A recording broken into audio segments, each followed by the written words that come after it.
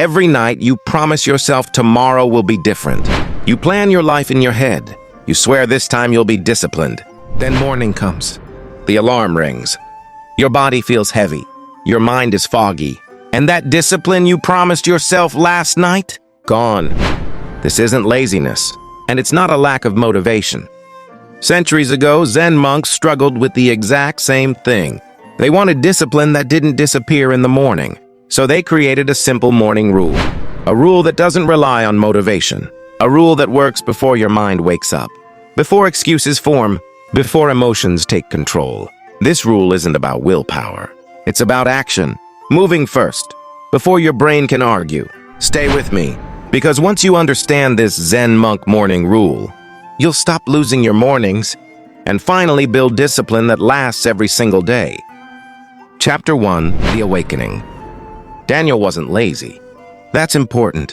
Lazy people don't plan their lives. Daniel did. Every night he would lie in bed scrolling, thinking, planning.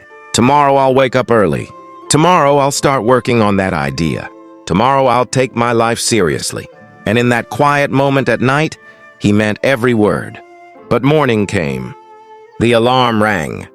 His eyes opened. And something changed. His body felt heavy. His thoughts felt foggy. That urgency he felt at night? Gone. He hit snooze, not because he didn't care, but because everything felt harder than it should. And here's the part most people misunderstand. Daniel wasn't weak. He was biological. Every night he planned his life. Every morning he betrayed it. And what Daniel didn't know was this. His brain was sabotaging him on purpose. Not because it hates him, but because it's wired for comfort, not goals. When you wake up in the morning, your brain doesn't wake up all at once. Your eyes might be open, but your brain is still half asleep. This phase is called sleep inertia. Think of sleep inertia like this. Your body is awake, but your brain is still wearing pajamas. During sleep inertia, the part of your brain responsible for planning, discipline, long-term thinking, self-control, that is, the prefrontal cortex, is still offline. It's slow, it's quiet, it's weak. At the same time, another part of your brain is already fully awake. The limbic system. That's the emotional brain. The part that asks, is this comfortable? Can we rest more? Is there danger? Can we avoid effort? So in the morning, you have an unfair fight. Your logical brain is tired. Your emotional brain is loud. That's why mornings feel like this. You know what you should do, but you don't feel like doing it. And here's the trap. The moment Daniel started thinking in the morning, should I get up now? Maybe 5 more minutes. Let me just check my phone first. He had already lost. Because he was making life decisions with the worst version of his brain. Most people think discipline is about thinking better. It's not. It's about thinking less at the wrong time. Morning is not the time to debate your life. It's not the time to ask how you feel. It's not the time to reflect, plan, or motivate yourself. Morning is the time to move, because the brain that loves comfort wakes up first. The brain that loves progress wakes up later. Japanese monks figured this out centuries ago, before neuroscience had names for it. They didn't wait for clarity. They didn't ask how they felt. They stood up. They moved. They acted. Not because they were disciplined, but because they refused to give their sleepy brain a vote. Quiet truth. If you lose the first 10 minutes of your morning, you didn't fail. You just listened to the wrong voice. The morning voice is not wise. It's protective. And protection often looks like procrastination. Daniel wasn't broken. He was just thinking too early. Chapter 2. Discovery of the Rule. One night, Daniel couldn't sleep. Not because he was motivated, but because he was frustrated with himself. He did what most people do when they're tired of their own patterns. He searched for answers. Not flashy productivity hacks. Not motivational quotes. Just, why am I like this? That's when he stumbled on a short piece about Japanese Zen monks. No dramatic headline. No promises of success. Just one line buried in the text. It stopped him. We act before thought. Daniel read it again and again. At first it sounded strange. almost irresponsible. Act before thinking, but then it hit him. Every time his life went off track, it wasn't because he acted too fast. It was because he thought too much, especially in the morning. That sentence wasn't philosophy. It was strategy, a quiet one. Monks didn't wait to feel clear. They didn't ask if today felt right. They moved before the brain could argue, before comfort spoke, before doubt showed up. Modern psychology later gave this idea a name: behavioral activation theory. And what it discovered was uncomfortable for a lot of people. We like to believe, once I feel motivated, I'll take action. But the research shows the opposite. Action changes emotion, not the other way around. Waiting to feel ready is backwards. Your brain doesn't reward intention. It rewards movement. When you move first, dopamine begins to rise. Mood improves after action. Motivation follows behavior, not before it. That's why monks don't sit around trying to motivate themselves. They don't journal first. They don't reflect on how they feel. They sweep. They walk. They stand and bow. Simple movements. Because movement tells the brain, we are already doing this. And the brain follows. Daniel realized something painful and freeing at the same time. He had been waiting for permission from a brain that benefits from delay. The monks didn't conquer laziness. They bypassed it. They removed the conversation. No debate. No negotiation. No emotional check-in. Just action. And that's when Daniel understood the rule clearly for the first time. The goal isn't to feel motivated.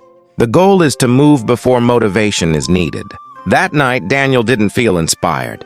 But for the first time, he felt something better. Clear. And the next morning, he decided to test the rule, not with intensity, but with one small act. And that's where things got difficult. Chapter 3, Trying the Rule. The next morning, Daniel tried the rule. No big speech, no countdown. The alarm rang. His eyes opened. And instead of thinking, instead of checking his phone, instead of negotiating, he stood up immediately. And that's when his mind exploded. Not loudly, not dramatically, but urgently. You're tired. This is unnecessary. You can do this later. Why are you forcing this? Nothing around him was dangerous, but everything inside him felt wrong. And Daniel didn't understand why something so simple felt like such a threat. Here's what was really happening. Your brain is not designed to make you successful. It's designed to keep you alive. And to the brain, survival equals predictability. The brain is a prediction machine. Every morning it expects the same pattern. Wake up, lie still, check phone, delay movement. When Daniel changed that pattern, his brain couldn't predict what came next. And uncertainty to the brain feels like danger. This triggered a small but powerful area called the anterior cingulate cortex. Think of it as the brain's alarm system. It doesn't scream, "You're dying." It whispers, "Something is wrong, stop." That tight feeling in your chest, that urge to go back to bed, that sudden wave of resistance. That's not laziness. That's pattern disruption. Discomfort does not mean harm, but the brain treats them the same. Your brain believes, if this isn't familiar, it might not be safe. So it pulls you back toward routine, even if that routine is ruining your life. This is why change feels personal. It's not that you're weak. It's that your brain equates consistency with survival. This is the exact moment most people stop. They feel the discomfort and think, this isn't for me. Maybe I'm not disciplined. I'll try again another time. But that feeling is actually proof that the rule is working. Because nothing challenges the brain like a calm refusal to follow old patterns. Daniel stood there for a few seconds. The discomfort didn't disappear. But he did something new. He didn't argue with it. He didn't explain. He moved anyway. And in that small moment, something ancient in his brain started to shift. What Daniel didn't know yet was this. The brain fights hardest, right before it begins to adapt. And once adaptation starts, everything changes. Chapter 4. Adaptation. After about 2 weeks, something shifted. Not overnight, not dramatically. Daniel didn't wake up excited. He didn't feel powerful. He just moved. The alarm rang. His body stood up. No argument, no resistance. And that surprised him, because the fight was gone. What replaced it wasn't motivation. It was automatic. This is where science quietly steps in. Inside your brain is a system called the basal ganglia. Think of it as the brain's storage unit for routines. When you repeat the same action at the same time, day after day, the brain asks a simple question. Can I stop thinking about this? Once the answer is yes, the task gets stored. And when behavior moves into the basal ganglia, it needs less willpower. It triggers less emotional resistance. It runs with minimal conscious thought. That's why brushing your teeth doesn't feel heroic. It's not discipline anymore. It's default. Why this feels strange at first. Daniel expected discipline to feel intense, hard, effortful, but this felt quiet, almost boring, and that's when he realized something important. Struggle was never the goal. Struggle was a sign the system wasn't built yet. This is why monks look calm when they wake up. Not because they're more spiritual, not because they have superhuman willpower, but because their mornings are pre-decided. No choice, no debate, no emotional involvement. They're not disciplined every day. They're automated, and automation feels like peace. But here's the part nobody talks about. Once the rule starts working, a new challenge appears. You stop feeling like you're doing something impressive. There's no emotional reward, no inner applause, just consistency. And for a brain raised on stimulation, that can feel uncomfortable. Daniel realized something that changed everything. Motivation was loud. Discipline was quiet. And quiet systems last longer. He had won the internal battle. Now he had to face something else. The outside world. And the way it reacts when you stop being reactive. Chapter 5. New Challenges After Mastery. Here's what nobody warns you about. Once Daniel adapted, once mornings stopped being a fight, once discipline became automatic, a new challenge appeared. Boredom. No drama, no inner war, no emotional highs, just action. And that almost scared him. Because for the first time, discipline didn't feel like progress. It felt flat. Modern life has trained our brains in a very specific way. Phones, notifications, short videos, endless novelty. All of these trigger dopamine spikes. Dopamine isn't happiness. It's the chemical of anticipation. The something is happening feeling. So your brain gets used to movement that comes with excitement, urgency, and reward. Discipline doesn't work like that. Discipline runs on dopamine stability, not spikes, and that's why it feels boring. Studies on dopamine show a clear pattern. High novelty leads to low consistency. Low novelty leads to high reliability. When everything feels exciting, nothing lasts. When something feels plain, it becomes dependable. This is why people chase motivation, but never build routines. Motivation spikes. Systems stabilize. Monks understood this long before neuroscience explained it. They repeat the same movements, the same rituals, the same mornings, not because they lack creativity, but because repetition lowers emotional demand. Boredom isn't a flaw, it's a feature. A system that doesn't excite you won't drain you either, and that's how it survives. Daniel had a moment where he thought, is this it? No rush, no emotional reward, just quiet consistency. And he realized something important. Most people don't fail because discipline is hard. They fail because discipline stops being entertaining instead of chasing feeling. Daniel started measuring trust. Could he rely on himself? Day after day? That question mattered more than excitement. But there was another challenge waiting, not inside him, outside. Because when you stop reacting, the world reacts to you. Chapter 6. How the World Sees You. People noticed. Not because Daniel announced anything, not because he tried to inspire anyone, but because he changed his rhythm. He stopped complaining about mornings, stopped rushing, stopped reacting to everything, and quietly, he stopped explaining himself. That's when the room felt different. Some people became distant, Some made jokes, others went silent. Daniel didn't understand at first. He hadn't judged anyone, he hadn't corrected anyone. So why did his calm make people uncomfortable? Research on self-regulation shows something subtle but important.